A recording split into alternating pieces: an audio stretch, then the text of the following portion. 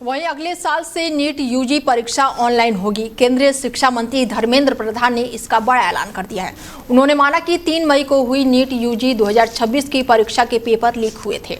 उन्होंने कहा कि हम नहीं चाहते कि कोई भी गलत कैंडिडेट सेलेक्ट हो जाए, इसलिए हमने बड़ी जिम्मेदारी से परीक्षा रद्द करने का फैसला लिया है और अब ये परीक्षा रविवार 21 जून को होगी। 7 मई को गड़बड़ी का पता चला था। एनटीए ने सरकार को बताया कि फिर 12 मई को री एग्जाम का फैसला लिया गया। शिक्षा मंत्री ने कहा कि री एग्जाम में छात्रों को 15 मिनट का एक्स्ट्रा टाइम मिलेगा। छात्र री एग्जाम में अपने पसंद का सेंटर चुन पाएंगे और इससे पहले 3 मई को ये एग्जाम देश के 551 और विदेशों के 14 शहरों में हुआ था और इसके लिए 5400 से यानी कि 5400 से ज्यादा एग्जाम सेंटर जो बनाए गए थे। इसके बाद से अब शिक्षा मंत्री ने बड़ा ऐलान कर दिया है। सीबीआई गहरा तक जाएगी, किसी को इस बार बख्शा नहीं जाएगा। पिछले बार भी बख्शा नहीं गया था, लेकिन इस बार भी ये मैंने कहा ना, इसकी राधाकृष्णन कमेटी को पूरा लागू करने के बावजूद भी ये घटना हुई है। सीबीआई, आपने देखा होगा, आप लोग ही छपाते हो, सीबीआई ने तुरंत कार्रवाई किया है। सीबीआई इसको तह तक जाएगी। मैं और एक विषय, जो मेन विषय में कहना था, अगले साल से परीक्षा, इसकी जो मूल जड़ है OMR, अगले साल से नीट की परीक्षा कंप्यूटर बेस्ड टेस्ट से होगी। सीबीआई गहरा। और ऐसे में हमारे साथ मैनेजिंग एडिटर जुड़ चुके हैं इस पर चर्चा के लिए। उनसे जानते हैं कि 21 जून को परीक्षा होने वाली है। इसको लेकर धर्मेंद्र प्रधान ने बड़ा ऐलान कर दिया है। पहले तो पेपर रद्द हुआ है और इसके बाद से अब ऐलान हुआ है। सर, किस तरीके से देख रहे हैं? देखिए, मुझे लगता है अपनी गलती तो इन्होंने मानी नहीं है, लेकिन ये होना था, परीक्षा रद्द होनी थी, परीक्षा दोबारा से होगी और शर्तों के साथ में होगी, एक डेट निकलेगी, वो सारा हो गया है। लेकिन इसमें सबसे बड़ी बात ये है, आप ये देखिएगा, उन बच्चों का क्या जो 2-3 साल से तैयारी कर रहे थे और उन्होंने परीक्षा दी अपनी तैयारी करके, और दूर दराज के बच्चे थे, कोई कहीं का था, कोई कहीं का था, कोई दिल्ली, कोई कोटा, और पता नहीं कहाँ का इंस्टीट्यूट में वो तैयारी कर रहे थे। लेकिन उनको फिर दोबारा से तैयारी करनी पड़ेगी नए पैटर्न के साथ में। अब पता नहीं क्या कोर्स आए, क्या 21 तारीख को पेपर है, आज 15 तारीख हो गई है। क्या इन 20 दिनों में वो बच्चे, 20-25 दिनों में क्या वो तैयारी इतनी कर पाएंगे? बिल्कुल। तो उनकी तो तैयारियों पे पानी फिर गया। तो मुझे लग रहा सरकार ने ये तो नहीं सोचा, वो गलती पे पर्दा डाल के नई डेट दे दी। मुझे लगता है इसमें बच्चों के भविष्य के साथ में बहुत बड़ा खिलवाड़ किया जा रहा है। जी बिल्कुल। ऐसे में आपने बच्चों के भविष्य को लेकर बात की। अगर मैं लड़कियों की बात करूं सर, तो बहुत कम मौका मिलता है कि लड़कियों को पेपर के लिए या फिर परीक्षा के लिए उनको रेडी किया जाता है। बहुत सी लड़कियों का हो सकता है तो शादी भी हो जाए, उनके लिए भी तो बहुत बड़ा ये अपने आप में बदलाव भी होना था। कहीं ना कहीं वो भी मेंटली डिस्टर्ब चल रही होंगी। एकदम, इसमें कोई दो राय नहीं है। बच्चे एक उम्मीद लेके घरों से निकलते हैं कि हम डॉक्टर बनेंगे और लोगों की सेवाएं करेंगे, चिकित्सा क्षेत्र में अपनी भूमिका को निभाएंगे। लेकिन ऐसे में पता चला कि इनिशियल लेवल पे ही उनको इस तरीके का धोखा मिल जाए, उनकी तैयारियों पे पानी फिर जाए, तो मुझे लगता है कि ऐसे फिर बच्चों का जो मनोबल है वो भी टूट जाता है। और दूसरी जब परीक्षा होगी, वही परीक्षा, जो परीक्षा पता चला महीने भर परीक्षा हुई थी और उसको रद्द कर दिया गया, वही 20 दिन के बाद में हो रही है। क्या ये पॉसिबल है कि बच्चों की ऊर्जा और मनोबल वैसा रहेगा जैसा पहले था? नहीं रहेगा। तो मुझे लगता है कि जिस तरीके से एक गोवा में केस आया कि बच्चे ने जैसे रद्द परीक्षा के बारे में सुना, उन्होंने आत्महत्या कर ली। इस तरीके कई सारे केसेस आए।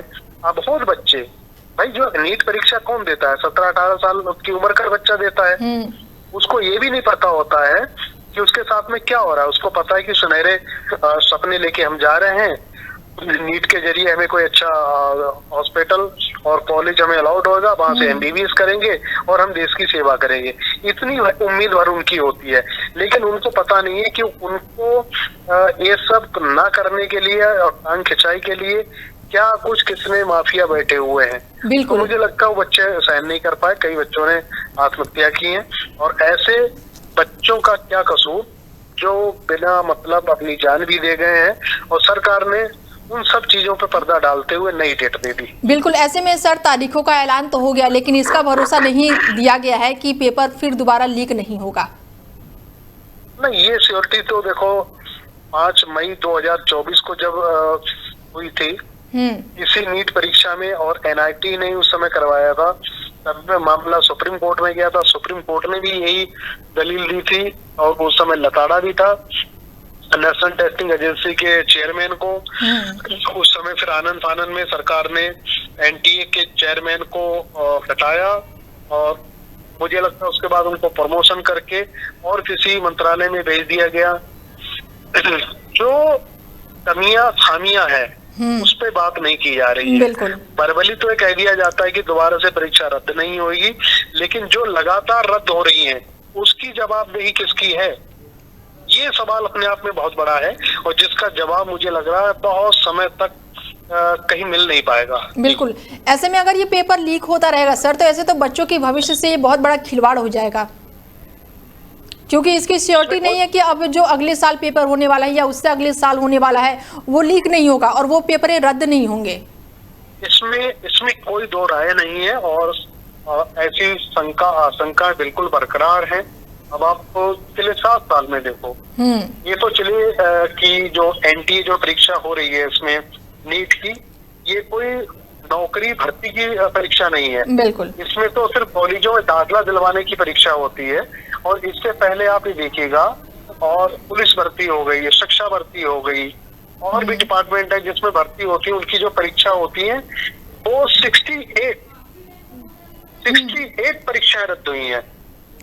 अब आप बताइएगा, अब फिर आप श्योरिटी देते हो कि अगली बार ये जो परीक्षा है रद्द नहीं होगी, तो मुझे लगता है कि सरकार को लिखित में देना चाहिए, शपथ पत्र के साथ में देना चाहिए कि दोबारा से इस तरह की कोई भी परीक्षा रद्द होगी नहीं। बिल्कुल, मुझे लगता है कि सरकार इस तरह की बात करेगी नहीं। बिल्कुल, अब जो ये बड़े बड़े ऐलान हो रहे हैं सर कि कंप्यूटर बेस्ड पेपर होगा, अगले साल पेपर होगा, 15 मिनट हम दे रहे हैं, तो क्या ये बच्चों के लिए फायदेमंद होगा? नहीं, निश्चित तौर पर ये बहुत अच्छा फैसला है, क्योंकि आप यूरोपियन कंट्री में अगर आप देखो तो मैनुअल तरीके की परीक्षा अब कहीं पे भी नहीं की जाती है, क्योंकि उसमें क्या होता है, उसमें धांधली और ये फर्जीवाड़ा की जो संभावना है वो खत्म हो जाती है। कंप्यूटर पे अगर बच्चा परीक्षा दे रहा है तो वो सारा डिजिटल हो जाता है। अच्छा, तो उस डिजिटल में क्या होता है, आपके पास क्वेश्चन सीट आपके पास नहीं है, QR सीट भी आपके पास नहीं है, क्योंकि ये जब बंडलों में बन के आता है, मुद्रित होके जब परीक्षा के पेपर जब जाते हैं, पता चला कि एक सेंटर गाजियाबाद में है, एक दिल्ली में है। अब दिल्ली से गाड़ी चली है, वो गाजियाबाद जा रही है, अगर बीच में किसी की सेटिंग हो सकता गाड़ी से कोई निकलवा ले उस पेपर के सेट में से, तो इसमें ये संभावना नहीं रहती है। जो विदेशों में परीक्षाएं होती हैं वो सारी ऑनलाइन होती हैं, ऑफलाइन कुछ नहीं होती है। तो ये ऑनलाइन की मैं व्यक्तिगत रूप से अगर कहूँ, मैं खुद ऐसी डिमांड करता था, कई बार ये चाहता था कि हमारे भारत में भी सारी की सारी जो परीक्षाएं हैं वो ऑनलाइन होनी चाहिए, जिसमें पेपर लीक होने की और गड़बड़ी होने की संभावना बिल्कुल खत्म हो जाएगी। ये सरकार ने अच्छा फैसला लिया। बिल्कुल, ऐसे में 15 मिनट का बच्चों को समय भी दिया गया है सर। हाँ, ये 2 बजे परीक्षा शुरू होगी, 5 बजे तक का जो मूल जो टाइम है उससे 15 मिनट का एक्स्ट्रा टाइम दिया गया है, और मुझे लगता है कि ये टाइम बच्चों को ज्यादा इस्तेमाल नहीं कर पाएंगे। जिनको करना होता है वो 2-2.5 घंटे में पूरा पेपर हल कर देते हैं। लेकिन हाँ, कुछ ऐसा होता है कि बीच में किसी के क्वेश्चन आंसर अगर गलत हो रहे हैं तो वो जो 15 मिनट जो एक्स्ट्रा उसको दिए गए वो उनके काम आ जाएंगे।